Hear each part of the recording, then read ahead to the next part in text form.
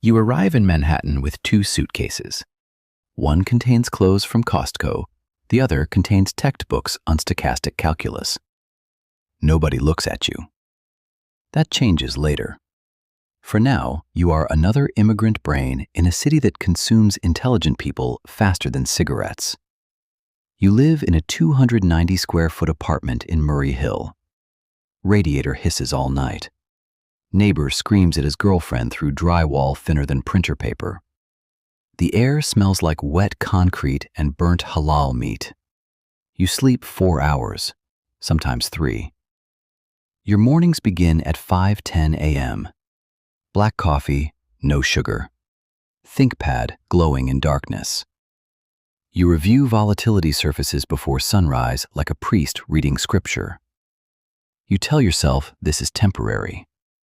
You tell yourself pain compounds into wealth. At Columbia, MIT, Princeton, kids dreamed about curing diseases. You optimized derivatives pricing for a bank that paid first-year analysts $275,000 to destroy their nervous systems. You choose the money. Every time. The interviews are warfare disguised as mathematics.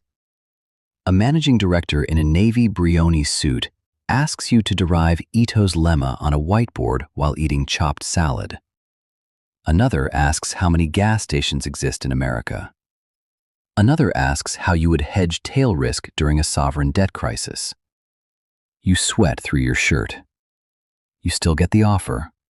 Base salary, $400,000. Signing bonus, $150,000. Guaranteed year-end minimum, $600,000. You are 24 years old. Your mother cries over FaceTime. Your father suddenly speaks to you differently. Friends from college begin answering your texts faster. Money changes the speed of human respect. The office sits 48 floors above Manhattan. Black marble lobby, silent elevators. Security guards with military posture. No one smiles. That should have warned you. The trading floor sounds like mechanical rain. Bloomberg terminals flicker neon orange across rows of exhausted faces worth millions of dollars each. Everyone is caffeinated. Everyone is terrified. You learn quickly. Fear is the culture. A quant beside you once made $8 million in a single year. He keeps antacids in his desk drawer and secretly grinds his teeth until they crack during sleep. Another disappears after a bad quarter. Nobody says where he went. The market erases people cleanly. You become addicted to the rhythm. Asian markets open. European volatility spikes. Fed rumors leak. Treasury yields twitch by 8 basis points. Your pulse follows every movement. You stop seeing numbers as numbers. You see predators. A decimal point moves. Someone loses a yacht. Another buys a penthouse. You build models that predict human panic before humans themselves recognize it. You are not investing anymore.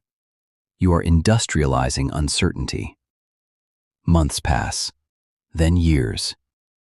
You upgrade apartments first, from Murray Hill to Tribeca. Floor-to-ceiling glass, Italian espresso machine, $11,000 monthly rent, Japanese toilet with heated seats.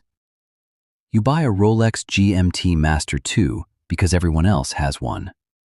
Then a Patek Philippe because the Rolex suddenly feels middle class.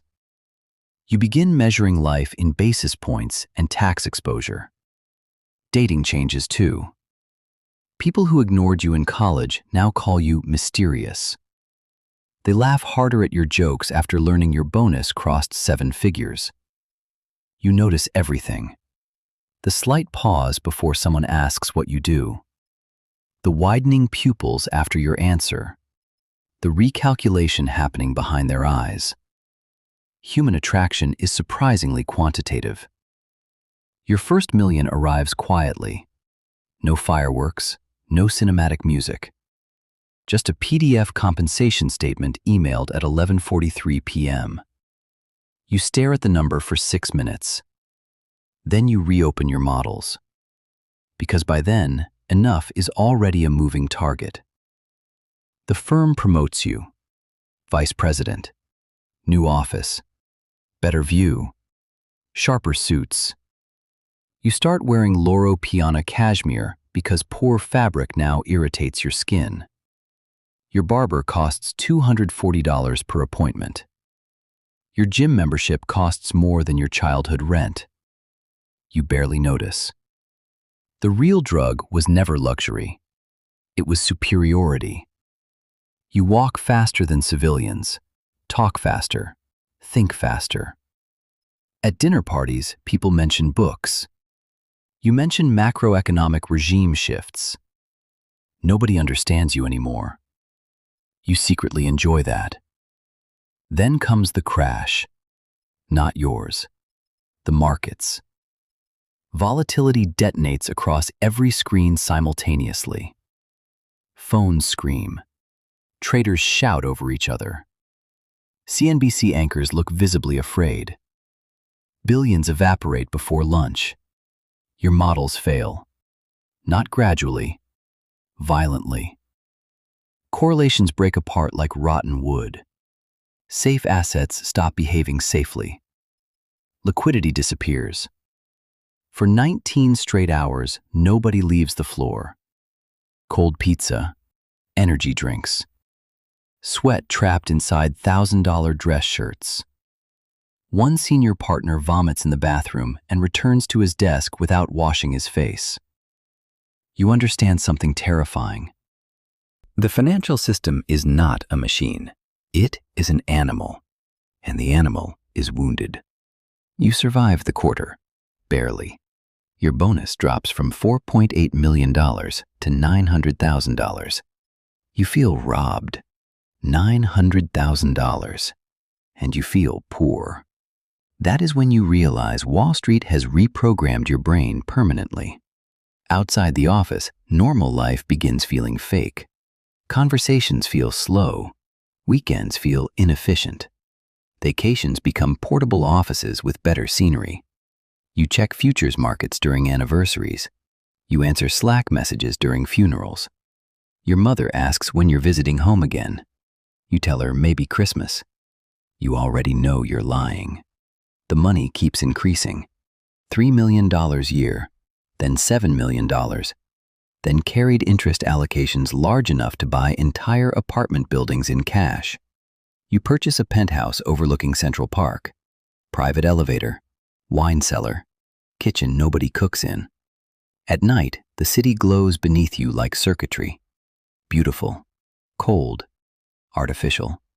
You stand against the glass holding a Macallan 25 and realize you have not felt genuine peace in years.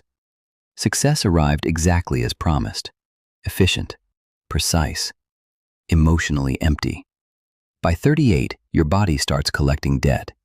Insomnia, jaw pain, chronic acid reflux, elevated cortisol levels, hair thinning at the temples.